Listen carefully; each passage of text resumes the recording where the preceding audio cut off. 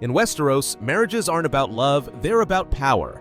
Houses join through matrimony to strengthen alliances, secure bloodlines, and expand influence.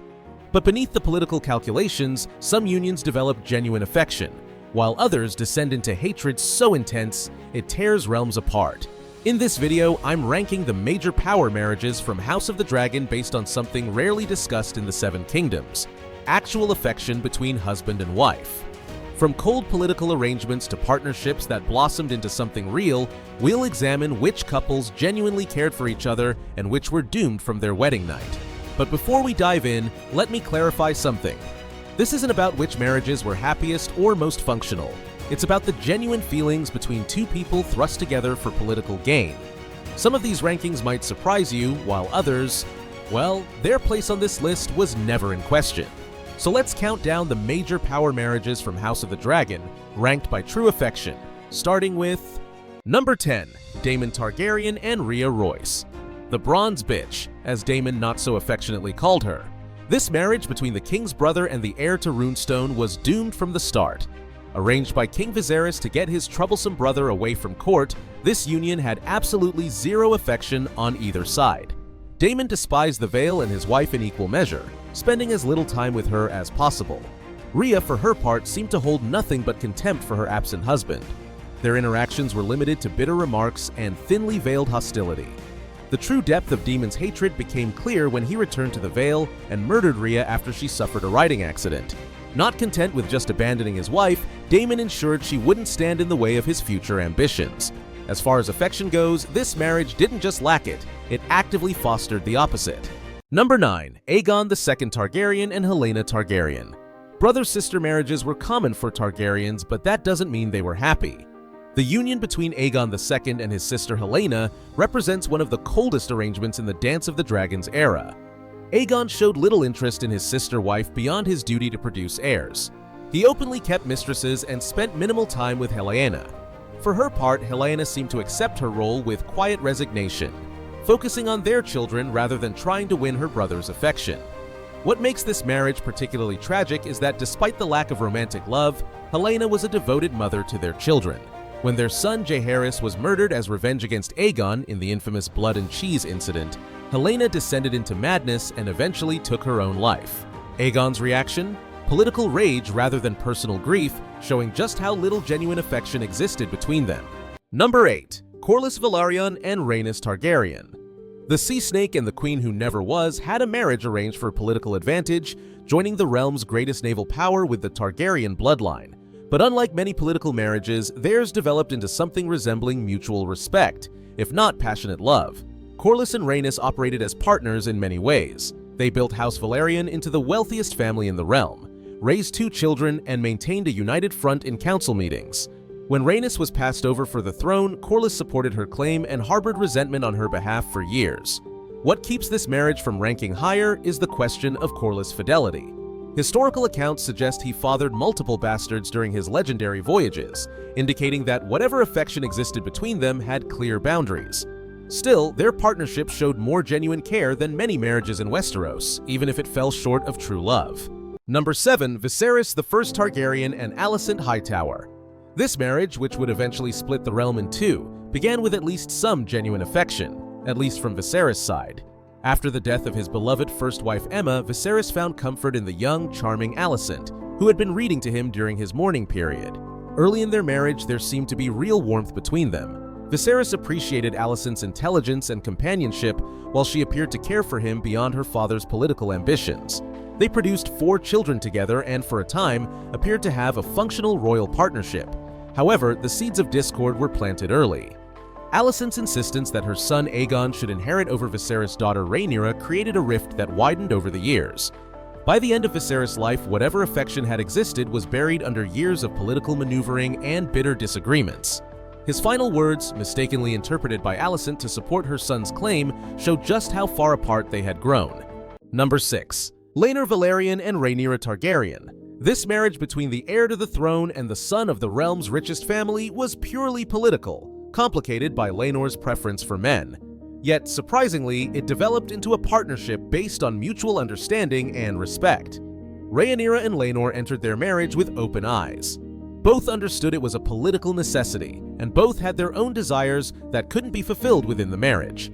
Rather than resenting each other, they developed an arrangement that allowed both some happiness while maintaining public appearances.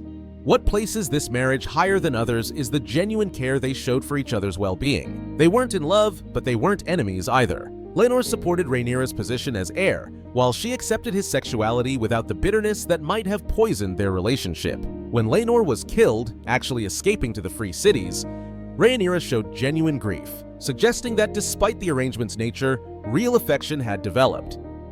Number 5. Daemon Targaryen and Laena Velaryon. After his disastrous first marriage and brief second marriage to a Royce cousin, Daemon found something closer to a true partnership with Laena Velaryon.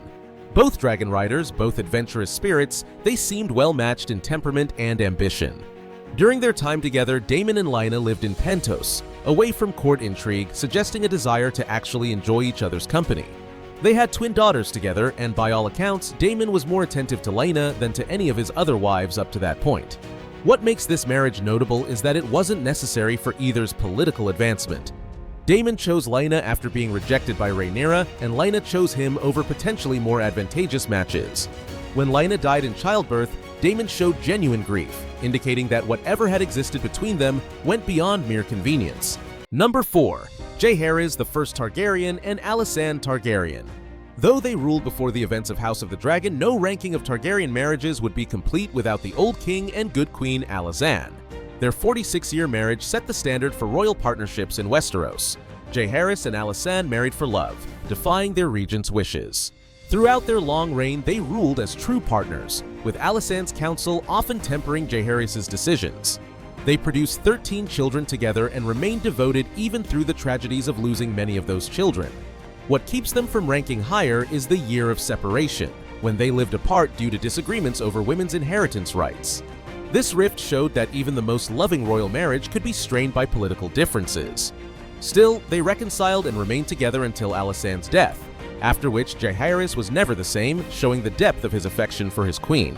Number 3. Viserys I Targaryen and Aemma Arryn. Before the events that would tear the realm apart, Viserys' first marriage to Aemma Arryn showed genuine tenderness rarely seen in royal unions. Though arranged when they were young, their relationship grew into one of real affection and mutual care. Viserys' devotion to Aemma was evident throughout their marriage. Despite pressure to set her aside after multiple miscarriages and stillbirths, he remained faithful and supportive. When she struggled through difficult pregnancies, he was by her side, showing concern for her well-being beyond her role as royal broodmare. The tragic end of their marriage, with Viserys choosing to sacrifice Aemma in a brutal cesarean section to try to save their son, doesn't negate the genuine love that existed between them. His grief after her death was profound and lasting, affecting his decisions for years to come. Even on his deathbed, delirious with fever, Viserys spoke to Aemma's ghost, showing she remained his true love despite his second marriage. Number 2. Corlys Velaryon and Rhaenys Targaryen. Revisited. Wait, didn't we already rank them at number 8? Yes, but I'm placing them here again because there's a compelling case that their marriage deserves this higher ranking. Historical accounts vary widely on the true nature of their relationship, and the more intimate chronicles suggest a deeper bond than commonly acknowledged. While Corlys may have fathered bastards during his early voyages, accounts of their later years show remarkable unity. They faced the deaths of both their children together, with Corlys never wavering in his support of Rhaenyra's cause because it was what Rhaenys would have wanted. After Rhaenys died at Rook's Rest, Corlys was described as never being whole again. What elevates their marriage in this alternative ranking is the longevity of their partnership and how they grew together over decades. Unlike many political marriages that devolved into hostility, theirs strengthened with time. They weren't just allies, they were companions who built a legacy together and remained united through the realm's darkest days. Number 1. Daemon Targaryen and Rhaenyra Targaryen. The most controversial ranking, without doubt. The union between uncle and niece that scandalized the realm actually represents the most genuine affection among House of the Dragon's power marriages, though it's a dark, twisted, and complicated affection. Daemon and Rhaenyra's connection began long before their marriage, with an attraction that persisted despite separations, other marriages, and political obstacles. Unlike every other marriage on this list, theirs wasn't arranged by others. They chose each other repeatedly, despite the consequences. Their relationship was far from healthy by modern standards. Daemon's interest in Rhaenyra began inappropriately early, and their dynamic always contained elements of manipulation and power imbalance. Yet beneath these troubling aspects lay genuine desire and understanding. They were kindred spirits, both ambitious, both willing to break rules, both comfortable with darkness. What places them at number one is that they wanted each other for themselves, not for what the marriage could provide politically. In a world where marriages were chess moves, theirs was driven by personal desire. They fought together, ruled together, and produced children together with a unity of purpose rarely seen in Westeros. When separated, they longed for each other. When together, they were a formidable team. Their marriage wasn't the healthiest or most wholesome. It was passionate, volatile, and sometimes destructive. But in terms of genuine affection, no other power couple in House of the Dragon matched their intensity of feeling. For better or worse, Daemon and Rhaenyra truly wanted each other, making theirs the marriage with the most genuine affection in a world where such feelings were rarely the point. So there you have it, the major power marriages from House of the Dragon ranked by true affection. From the cold contempt between Daemon and Rhea Royce to the twisted but genuine desire between Daemon and Rhaenyra, these unions shaped the realm's fate for generations to come. But what do you think? Did I rank these marriages correctly? Would you place Viserys and Aemma higher? Do you think Daemon and Rhaenyra's relationship was more manipulation than affection? Let me know in the comments below. If you enjoyed this breakdown, make sure to like this video and subscribe to Explainified for more deep dives into your favorite shows. And check out our video on the most tragic love stories in Game of Thrones to see how these Targaryen marriages compare to later generations. Thanks for watching, and remember, in Westeros, even the most political marriage can hide surprising depths of feeling, though rarely with happy endings.